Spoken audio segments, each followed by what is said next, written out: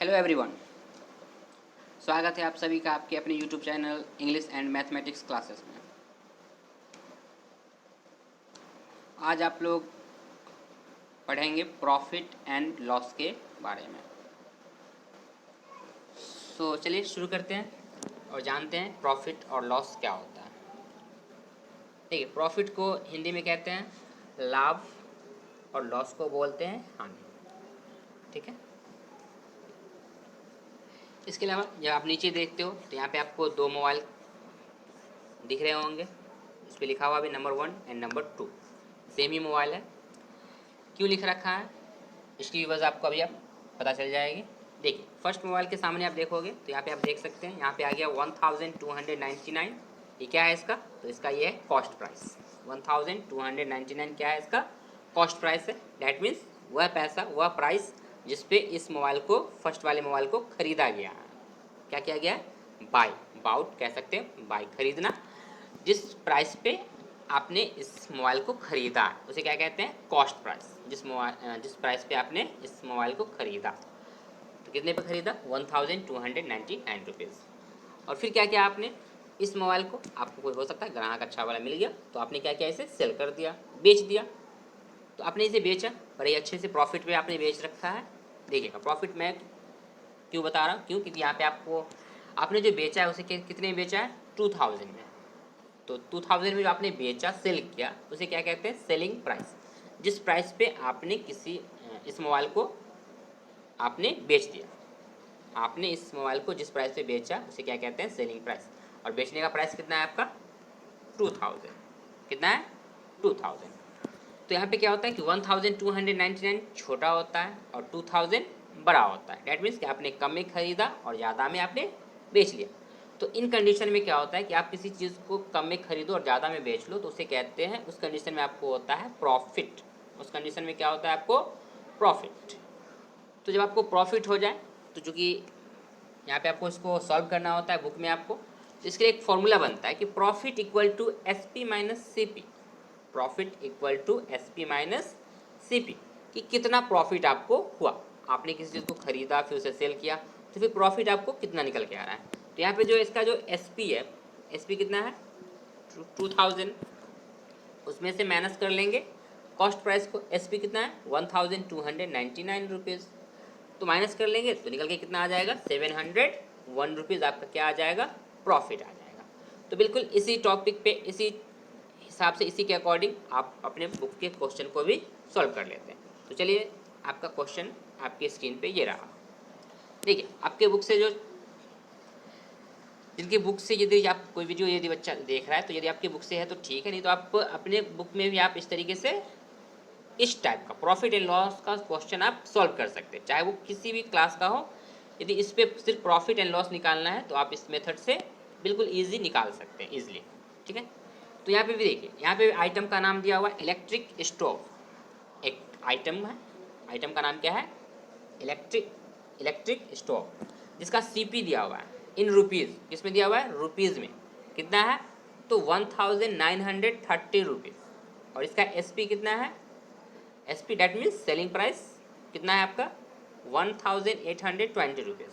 तो यहाँ पे आप बिल्कुल ईजिली आप कैलकुलेट कर सकते हैं। सोचोगे आप तो देखो, यहाँ पे क्या है कि आपने खरीदा कितना में? 1930 रुपीज़ में, और आपने बेचा 1820 रुपीज़ में। तो आपने खरीदा ज़्यादा में, आपका जो कॉस्ट प्राइस है वो कितना था? ज़्यादा था, और सेलिंग प्राइस आपका कम है। तो आप किसी चीज़ को ज़्यादा में खरीदोगे और कम में बेचोगे तो आपको प्रॉफिट तो हो नहीं सकती है। क्या होगा? आपको यहाँ पे लॉस हो जाएगी। तो हमने इसलिए क्या कर रखा है? प्रॉफिट की जगह पे हमने डैश मार दिया, क्योंकि इसमें क्या होगा? आपको प्रॉफिट नहीं निकल सकता। क्या निकलेगा इसका? आपको लॉस निकलेगा।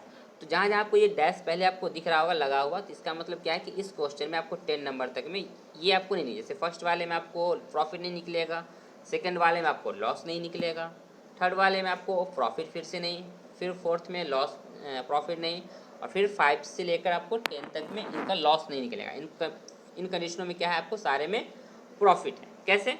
तो मैं यहाँ पे आपको जब फिल करके बताऊँगा तो पहले मैं आपको प्रॉफिट फिल करके बताऊँगा, फिर आपको लॉस वाला बताऊँगा। तो क्वेश्चन आपको मैं 2 नंबर से बताता हूँ। सीरियल नंबर 2 में जो लिखा हुआ है इलेक्ट्रिक हीटर, इसके बारे में देखते हैं। इसका देखिए कॉस्ट प्राइस कितना है 840। क्वेश्चन नंबर सॉरी इसका जो सीरियल नंबर 2 है ना उस पर ध्यान दीजिएगा। इलेक्ट्रिक हीटर इसका जो सीपी है दिया हुआ कॉस्ट प्राइस 840 रुपीज़ है और इस पर कितना है 920.50 डैट मीन्स 920 रुपये 50 पैसे 920 रुपीज़ 50 पैसे।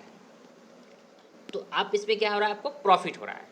तो चूंकि प्रॉफिट हो रहा है तो आपको मैंने फॉर्मूला बताया था ना पीछे बैक में बताया था कि प्रॉफिट इक्वल टू क्या होता है SP माइनस CP।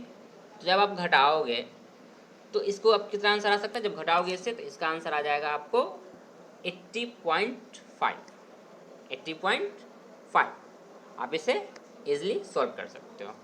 आपको डेसिमल वाला सॉल्व करने आता होगा आप आसानी से इसे कर सकते हैं।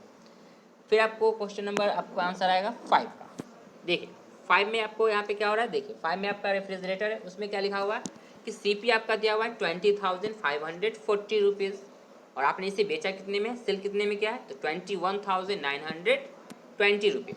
तो यहाँ पे भी आपको क्या था आपने 20,500 में 40 में खरीदा आपने कम में खरीदा और बेच लिया आपने ज़्यादा में 21,920। तो यहाँ भी क्या होगा SP में से डालेंगे CP को डैट मीन्स 21,920 में से सब्ट्रैक्ट कर लीजिएगा 20,540। इसका जो आंसर हो जाएगा वो हो जाएगा 1,380 रुपीज़। ठीक है इस तरीके से आप हेयर ड्रायर का भी आंसर आप लिख सकते हैं। वॉशिंग मशीन इसका भी आंसर लिख सकते हैं। टीवी इसका भी आंसर, मिक्सर इसका भी आंसर और आयरन इसका भी आंसर आप लिख सकते हैं। आप घटा लीजिएगा SP में से CP को और फिर आंसर मिला लीजिएगा सही है या नहीं। चलिए अब नेक्स्ट देखते हैं फिर से 1 पे आते हैं।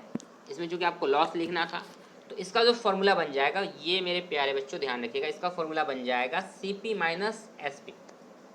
इसमें क्या हो जाएगा CP माइनस SP।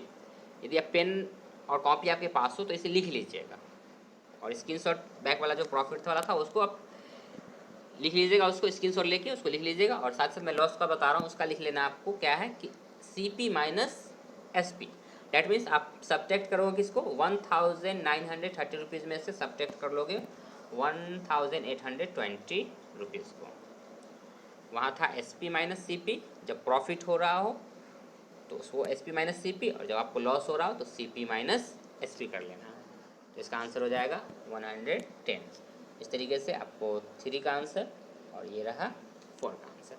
मैं फिर से रिपीट कर दूं लॉस इक्वल टू पेन या पेंसिल यदि आपके पास हो तो आप इसे लिख लें loss equal to CP minus SP। CP that means cost price minus SP selling price. ठीक है नेक्स्ट आगे बढ़ते हैं। यहाँ पे देखिए टेबल 2 इसमें आपको आइटम नेम यहाँ भी आपको 10 दिए हुए हैं आइटम नेम। इसमें भी आपको CP एंड SP दिया हुआ है। इसमें एक चीज़ और है आपको साथ साथ प्रॉफिट लॉस के अलावा भी आपको एक चीज़ दिया हुआ है कि प्रॉफिट परसेंटेज और लॉस परसेंटेज ये दोनों आपको निकालने हैं। इसमें प्रॉफिट परसेंटेज और लॉस परसेंटेज चूँकि किसी चीज़ पे आपको यदि प्रॉफिट हो गया है तो आप उसमें उसका प्रॉफिट परसेंटेज यदि प्रॉफिट हुआ है तो प्रॉफिट परसेंटेज यदि लॉस हुआ है तो लॉस परसेंटेज आप कैलकुलेट कर सकते हैं निकाल सकते हैं। देखिए कैसे तो इसका मैं आंसर आपको चूँकि यहाँ पे आपको ये इसका स्क्रीनशॉट ले लीजिए अभी यहाँ पे क्वेश्चन को। ठीक है और आगे मैं दिखाऊंगा आपको इसको बनाकर। देखिए यहाँ पे एक ब्लैंक पेज मैंने ले रखा है इसमें मैं बनाऊंगा आपको यहाँ पे देखिएगा। देखिए सबसे फर्स्ट ऑफ ऑल इसमें मैंने आपको लिख दिया CP कितना है 15 रुपीज़। SP कितना था 16 रुपीज़। तो आपने किसी चीज़ को 15 रुपये में खरीदा 15 रुपीज़ में आपने खरीदा और उसे बेच दिया कितने में 16 रुपीज़ में 16 रुपये में आपने उसे बेच दिया। तो ऑब्वियसली बात है आपको यहाँ पे क्या निकल के आएगा प्रॉफिट। तो प्रॉफिट का फॉर्मूला क्या हो जाएगा profit equal to SP minus CP।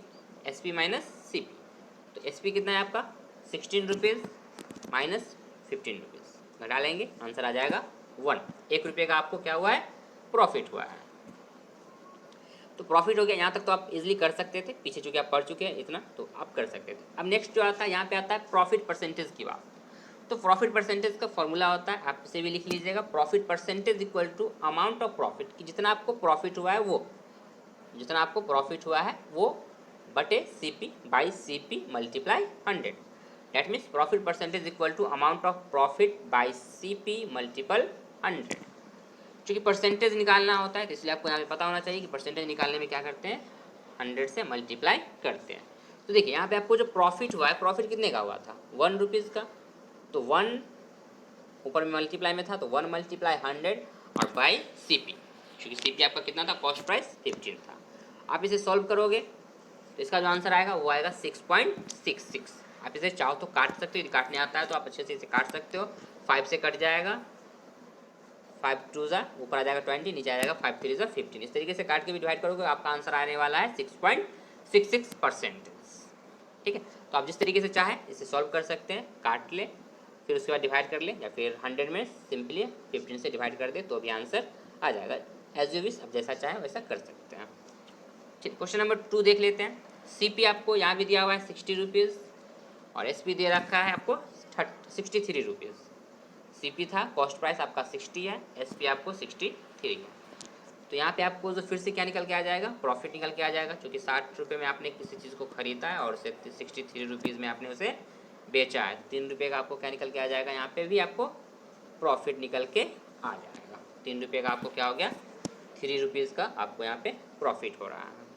फिर इसका ये प्रॉफिट परसेंटेज निकालेंगे तो profit percentage equal to amount of profit multiply 100 by CP। इस तरीके से इसको लिख लेंगे।